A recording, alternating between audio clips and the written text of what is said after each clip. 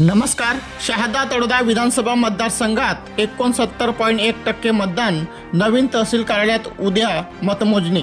शहादा तळोदा विधानसभा मतदारसंघासाठी दिनांक 20 रोजी झालेल्या मतदानात 69.01 मतदारांनी आपल्या मतदानाचा हक्क बजावला असून शनिवारी दिनांक 23 रोजी सकाळी 8 वाजता मतमोजणीस प्रारंभ होणार आहे। प्रशासनाने मतमोजणीची जय्यत तयारी केली आहे। शहादा तळोदा विधानसभा मतदारसंघासाठी एकूण 3,52,636 मतदारांची नोंद करण्यात आली होती। यापैकी 2,43,362 मतदारांनी मतदानाचा हक्क बजावला। यात 1,75,043 पुरुष मतदारांपैकी 1,21,951 जणांनी तर 1,77,588 महिला मतदारांपैकी 1,21,408 तसेच 5 इतर मतदारांपैकी 3 जणांनी आपला मतदानाचा हक्क बजावला। मतदानाची एकूण टक्केवारी 69.1 झाली आहे।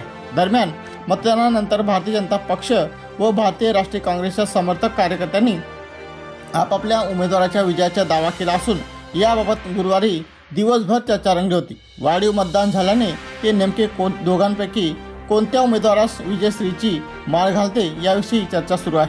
शनिवारी दिनांक 23 रोजी सकाळी 8 वाजता मोहिते रस्त्यावरील नवीन तहसील कार्यालयात मतमोजणीस प्रारंभ होणार आहे। यासाठी 14 EVM टेबल लावण्यात आले असून यात 7 टपाली मतदान टेबल तर 2 ETPBS सैनिक मतदान टेबल लावण्यात आले। एका टेबलावर पर्यवेक्षक, सहाय्यक, सूक्ष्म निरीक्षक, महसूल सेवक असे 4 कर्मचारी राहतील। मतमोजणीसाठी एकूण 180 कर्मचारी नियुक्त करण्यात आले आहे। मतमोजणीच्या 14 टेबलवर 27 फेऱ्या होतील। निवडणूक निर्णय अधिकारी म्हणून प्रांताधिकारी सुभाष दळवी हे काम पाहतील।